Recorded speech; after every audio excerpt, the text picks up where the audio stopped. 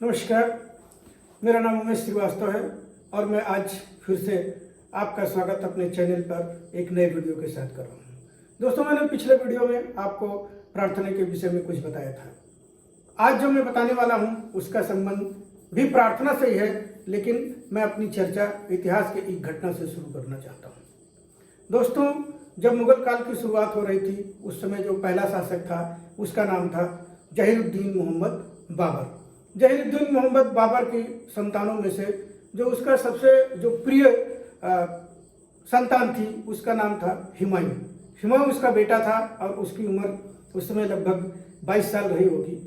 और वो हुमायूं जो है उसके दिल के बहुत करीब था, बाबर के बहुत करीब था और वो उसको बहुत प्यार करता था। लेकिन एक बार ऐसा हुआ कि हुमायूं की तबीयत खराब रहने लगी और धीरे धीरे खराब ही नहीं रहने लगे, धीरे धीरे उसकी तबीयत बिगड़ती गई और वो इतना ज़्यादा बीमार हो गया कि उसको सारे हकीम ने, सारे वैद्य ने, सारे लोगों ने मना कर दिया कि अब इसका कुछ नहीं हो सकता है। और वो बाबर के इतना करीब था कि बाबर हुमायूं के बिना रह नहीं सकता था। वो इतना प्रेम करता था उसको कि वो उसकी जान थी और वो अपने सामने उसको मरने देना कैसे चाहता है, मरने कैसे दे सकता था।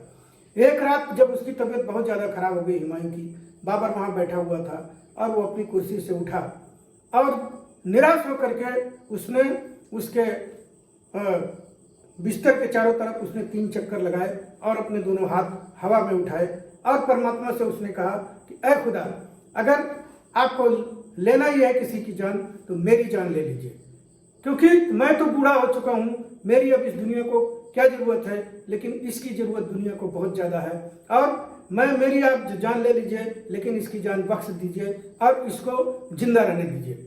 बताते हैं कि उस रात से अगले दिन से बाबर की तबीयत खराब होने लगी और हुमायूं की तबीयत धीरे धीरे सुधरने लगी। और बताते हैं जिस दिन बाबर की मौत हुई उसी दिन हुमायूं ठीक हो गया और उसके बाद फिर तो शासन उसका, आपको पता है कि मुगलों ने यहाँ पर करीब 300 साल शासन किया। अब हम आपको बता दें ये हुआ कैसे। असल में होता क्या है कि जब आपके शब्द, आपकी आत्मा और आपका शरीर जब तीनों एक लय में हो करके और जब परमात्मा से संपर्क करते हैं तो आपकी प्रार्थना सुन ली जाती है। लेकिन दोस्तों, बताते हैं ना कि दुनिया में कोई भी चीज़ फ्री नहीं होती है। उसने पूरे तन मन से समर्पण किया परमात्मा को, उसने अपनी जान समर्पण करी और अपने बेटे की जान मांग ली, उसकी प्रार्थना कबूल हो गई। लेकिन हम क्या करते हैं, हम जब मंदिर में जाते हैं, मस्जिद में जाते हैं या जहाँ भी अपनी प्रार्थनाओं में जाते हैं तो कुछ ना कुछ मांगते हैं, लेकिन हम ये नहीं सोचते कि उस जो चीज़ हम मांग रहे हैं उसकी हमारी योग्यता क्या है। आप मांगते हैं, आप चाहते क्या हैं? असल में आप चाहते हैं कि प्रकृति की सारी नियम आपके हिसाब से बदल जाए। आप नदी में कूद जाओ और आपको तैरना ना आता हो लेकिन आप डूबो नहीं। आप छत पर से कूद जाओ लेकिन आप जो है आपके हाथ पैर ना टूटे। आप चाहते हो कि मैं जहर पी लूँ लेकिन मुझे कुछ ना हो। तो आप तो थोड़ा सा सोचिए कि अगर परमात्मा अगर ऐसे ही अगर सबकी अगर सुनता रहे और हर तरह से हर आदमी के हिसाब से अगर सारी चीज़ का नियम बदलता रहे तो क्या यह संभव है? ये बिल्कुल असंभव है। देखिए, आपका शब्द जो होता है ना, ये शब्द मंत्र ही होता है। शब्द जो है मंत्र होते हैं। शब्दों से आप किसी को मिला सकते हैं, शब्दों से आप किसी का मेल करा सकते हैं, शब्दों से आप किसी का आप महाभारत करा सकते हैं। और शब्द जो आपके होते हैं ना, यही जब मंत्र बन जाते हैं, यही जब इस प्रकृति में एक तरह का वाइब्रेशन जब छोड़ते हैं तब आपकी प्रार्थना कबूल होती है। लेकिन उसके पहले आपको सोचना चाहिए कि हमारी योग्यता क्या है। अगर आप बिना योग्यता के और आप सीधे अगर परमात्मा से मांगते हैं तो वो परमात्मा आपकी दुआ कबूल नहीं करता है, आपकी दुआ निरर्थक चली जाती है और आप परमात्मा को निरर्थक दोष देते हैं। दोस्तों, परमात्मा से हमारा संपर्क बना रहे इसलिए आप जानते हैं हमारे देश में जो हमारे जो नमस्कार की जो प्रक्रिया है, जो हमारे जयराम जी की प्रक्रिया है ना, ये बड़े बहुत दिनों के प्रयोग के बाद ये निकाला गया था।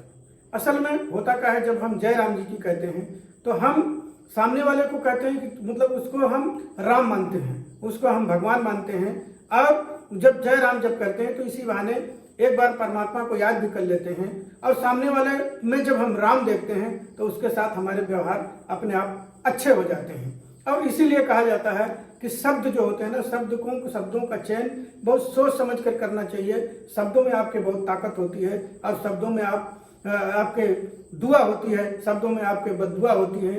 भगवान बुद्ध हमेशा कहा करते थे कि जब भी बोलो तो आप किसी की मंगल कामना के लिए बोलो।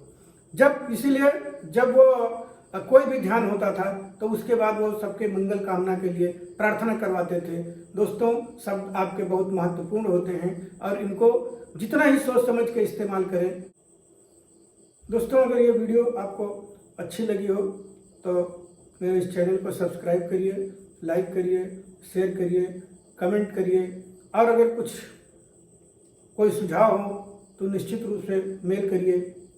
मैं आपका आभारी रहूँगा। धन्यवाद। नमस्कार।